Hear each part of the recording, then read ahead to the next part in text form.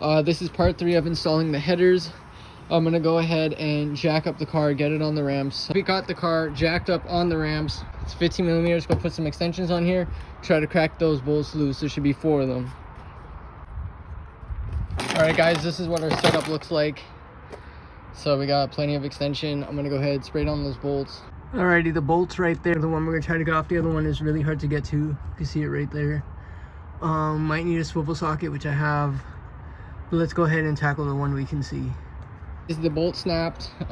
Could be a good thing because it saves me time from fighting it. So yeah, we're gonna go ahead and knock out the rest. Right there, that one came out. Now we just need to get to that one. So I'm gonna need a lot of extensions to get to that thing. So this side is out because these are the only bolts that came out. We got the angle grinder, miniature angle grinder battery charged up. We're gonna go ahead and chop off that last bolt. And take a real angle grinder and cut off the EGR pipe. I got a new one. It should be here in a couple hours. If you guys are not sure what that is, this is the EGR valve pipe. So I'm gonna go ahead and just snip it right here because when the headers come out, the is attached, and as you guys can see, this thing is weirdly shaped to get through there. So I'm gonna go ahead and just snip it right here. So I got it cut right there. Let's see if I can just fucking forcefully break this shit. And it's out. So I'm gonna go ahead and try to salvage this EGR valve. They're very expensive.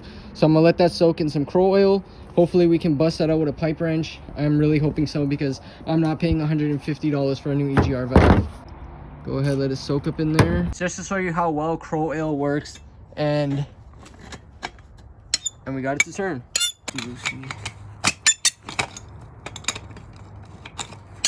But I'm gonna go ahead and undo the O2 sensors so that way it doesn't pull them out and damage it. There we go, came out. That's one. Now passenger side,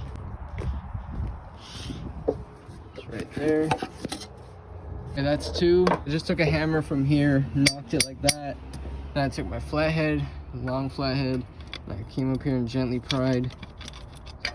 We are getting progress. Get right up out of here. Yeah, let's freaking go, boys. Let's go. Alrighty, so I was grabbing onto the EGR valve going up and down. We have finally removed the driver's side header. Hell yeah, after some finagling, we got it on the side like that, pulled it straight up. So that's both headers out. Okay, so that's the first header wrap. That would be the passenger side. We wrapped it beautifully. So that's one done. We're gonna go ahead and move to the driver's side. Okay, so we just got finished wrapping the driver's side header. Now we're gonna go ahead and connect the EGR valve and then wrap that as well. Okay, we also got the EGR pipe wrapped. It's better and keep engine temps down. We also pre-installed it, but it's still loose, that way I can move it around to figure out exactly where it goes. Then we'll tighten it down. Okay guys, so I just realized now that the new headers are different from the old ones because there was like little brackets that went here, so I just sliced them off and I'm trying to get it on. I don't have time to remove these bolts. They're pretty stuck on there. I just want to get this done. So I'm going ahead and just trimming off these tabs. All right guys, I didn't give up. I came out here, cut the new header to make it fit around all these bolts. But yo guys, we got it in. As you guys can see, I was talking about like this right here on the header. There was like a part of the header that goes through this bolt where you put it through. I just cut it off because it wasn't the thing that sealed the headers. But we got it on, boys. Let's freaking go, baby. This one is to go around those bolts. It has nothing to do with sealing the headers. So we're gonna go ahead, snap them off, install them on the beast.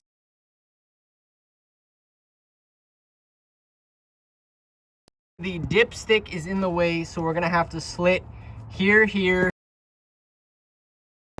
All right, so as you guys can see, we have cleared it, the oil dipstick line. So for the gaskets, we're gonna have to cut a slit here. Just basically all the tabs, we're gonna have to cut again. Okay, so you guys can see the gasket is sitting beautifully flush against the engine block. That's exactly what we want. This one too, flush. Okay, finally, we can go ahead and put on the paste on the headers, make sure they're facing the right way, and make this really thick So I can't record and do this, but it's pretty basic. You just take your paste, go around all the bolts, all the holes, and just, yeah. All right, and there we have it, really thick on there. We don't want no exhaust leaks. And just like that, you guys, the headers are on. I'm gonna go ahead, finger tighten the rest of the bolts. In an hour, we'll come back, fully tighten them down, connect them to the mid pipe, and hopefully we can start it today. I'm gonna go ahead and wash my hands. But guys, we are so finished with this project. Then I'm gonna have to put everything back together, and then we can finally start it up. Okay guys, while that cures, I'm gonna go ahead, pop back on the O2 sensor, and then we'll get working on the EGR valve. We have to connect that as well. Okay. To do the passenger side. Okay, it's in. Alrighty guys, I'm already washed up, cleaned up. So we're gonna go ahead and connect the mid pipe to the headers. Bolt in there. Perfect. In an hour, once this gets hardened, I'm gonna zap these up, zap that up tight, make sure everything's tight. Okay, so now that we got the headers connected to the mid pipe, I'm gonna go ahead and add on the EGR valve pipe. All right guys, it's been a full hour. We did get the EGR pipe back on. So now we're officially gonna tighten down the header bolts, EGR, and then we're gonna put the engine back together. Now we're gonna go ahead and install the EGR valve. Alrighty, we got it tight. Okay, top is tightened, bottom's tightened. Now what you're gonna do is grab your connector.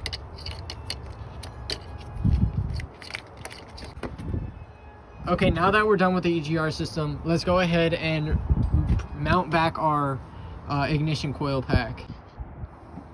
Alright, we got it screwed in. Now let's go ahead and plug in our connector, and then we'll do spark plug wires after. So connector, nice click, beautiful sound.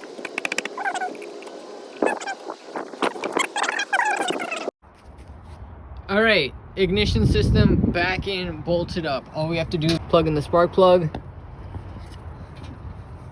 Spark plug is in. So we are completely finished on the right side.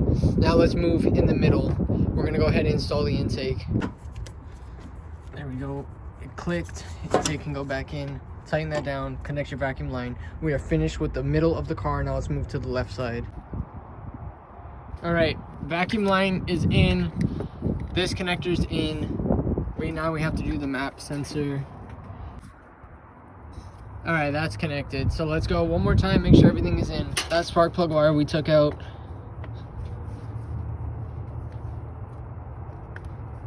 Is in. Coil packs are plugged in, that's good. Bolted on, that's good. EGR valve is connected. All vacuum lines are in. Intake is on, connected. Vacuum lines are in, plugs are in. Good. That's good for this side, guys. We're moments away from starting this car. Last thing we have to do, install the battery and battery box. All right, guys, the moment we all been waiting for is finally here. Ooh! Holy shit, bud! Let's go! W's in shot, boys.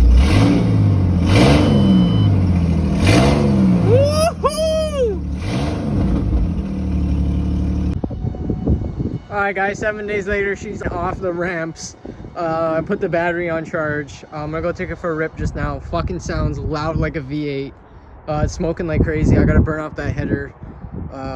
Fuming. But yeah guys, let's get it. Please like, comment, and subscribe. Your Mustang will sound just like a V8. Fucking badass if you do exactly what I did. Like, comment, and subscribe. I'll show a video of me going for a drive with this bad bitch. Deuces. We out. That Mustang kit.